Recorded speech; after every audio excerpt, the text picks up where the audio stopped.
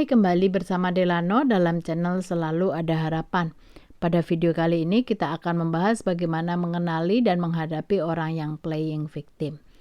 Playing victim merupakan tindakan seseorang yang selalu memposisikan dirinya sebagai korban, meskipun ia yang bersalah. Kita dapat katakan bahwa mereka mungkin saja memiliki mentalitas atau sindrom sebagai seorang korban. Dikutip dari headline, mentalitas tersebut tertumpu pada 3 keyakinan utama, yaitu hal-hal buruk terjadi dan akan terus terjadi. Orang lain atau keadaan sekitar yang harus dipersalahkan dan segala upaya untuk melakukan perubahan akan gagal. Jadi, percuma saja untuk mencobanya.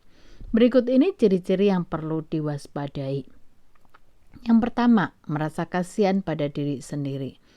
Mereka merasa bahwa dunia ini terlalu kejam terhadap diri mereka dan lemah untuk dapat menghadapi masalah yang ada. Mereka mengasihani diri sendiri dan mencoba membuat orang lain merasakan hal yang sama. Yang kedua, memanipulasi. Mereka bertindak seolah-olah tidak berdaya untuk memperoleh simpati dari orang sekitar. Bahkan mereka juga dapat membuat kita merasa bersalah atas suatu tindakan yang pernah kita lakukan pada mereka. Yang mereka lakukan adalah untuk menarik perhatian orang. Yang ketiga, berada dekat mereka membuat kita lelah secara emosional. Mereka berusaha membuat orang lain untuk membantu mereka dalam mengatasi masalah mereka. Mereka tentu saja tidak bertanggung jawab atas yang mereka lakukan.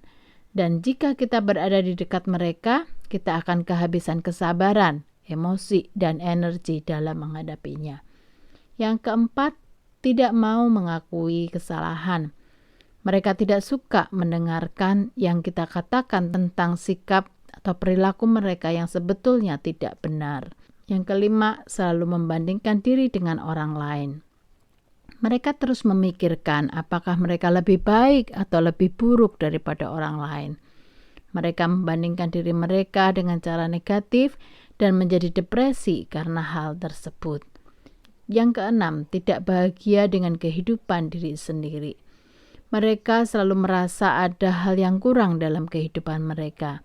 Mereka menginginkan hal yang lebih, tetapi bukan suatu hal yang optimis atau menghargai kehidupan. Mereka cenderung frustrasi dan marah dengan kehidupan. Yang ketujuh, suka melepas tanggung jawab. Mereka selalu memiliki orang lain untuk disalahkan atas kegagalan dan masalah mereka. Hal tersebut terjadi dalam kehidupan mereka karena ada beberapa faktor yang mempengaruhi mereka melakukan hal tersebut. Di antaranya adalah yang pertama, adanya trauma masa lalu. Tidak semua orang mengalami situasi traumatis yang mengembangkan mentalitas jadi korban. Akan tetapi, orang bereaksi terhadap kesulitan dengan cara yang berbeda. Rasa sakit emosional dapat mengganggu kontrol seseorang. Masuk dalam perasaan tidak berdaya sampai merasa terjebak dan menyerah. Yang kedua, terkhianati. Terkhianati kepercayaannya, terlebih yang terjadi secara berulang-ulang, dapat membuat seorang seperti korban dan sulit mempercayai orang lain. Yang ketiga, kodependensi. Seseorang yang kodependensi cenderung menghindari ketidaknyamanan atau masalah emosional demi memenuhi kebutuhan orang lain. Akibatnya mereka bisa menjadi kesal karena tidak pernah mendapat sesuatu yang mereka butuhkan, tanpa memperhatikan peran mereka sendiri dalam situasi tertentu.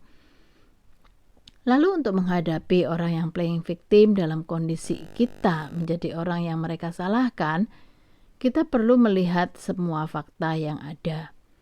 Pastikan bahwa kita tidak bersalah dalam kondisi yang dimaksudkan. Jika ada celah, mereka akan semakin menjadi-jadi. Ketika kita melihat bahwa orang yang berada di sekitar kita adalah playing victim, kita bisa menjaga jarak dengan mereka. Bukan berarti menumbuhkan rasa benci atau tidak peduli, tetapi bisa dengan mengontrol kedekatan yang ada.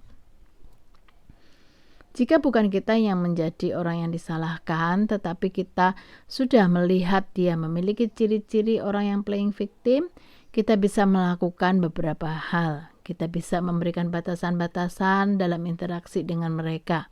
Kita bisa menyarankan untuk dapat cerita atau konsultasi dengan orang yang lebih ahli atau kepada konselor. Yang terpenting, kita tidak perlu terlalu menunjukkan simpati kepada mereka yang playing victim. Lalu bagaimana jika kita orang yang playing victim?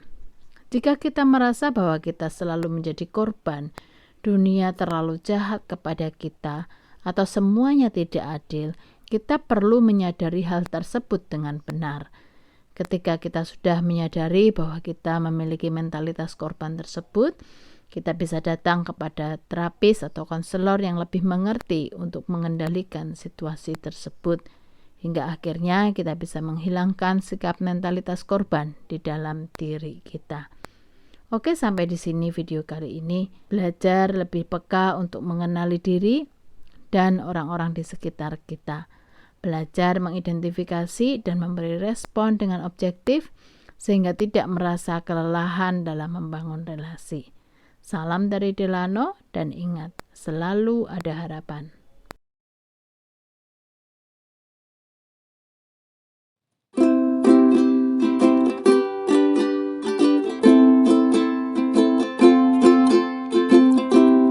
There's a hope in every single thing you do. There's a hope in every single thing I do.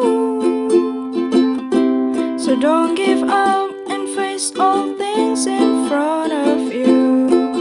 Just pray and do your best in every single thing you do. Even if you face the stormy cloud and you feel sad, lonely and down, just remember that you're not alone.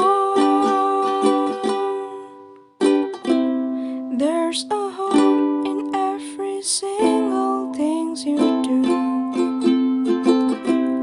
There's a hope in every single things I do. So don't give up and face all things in front of you. Just pray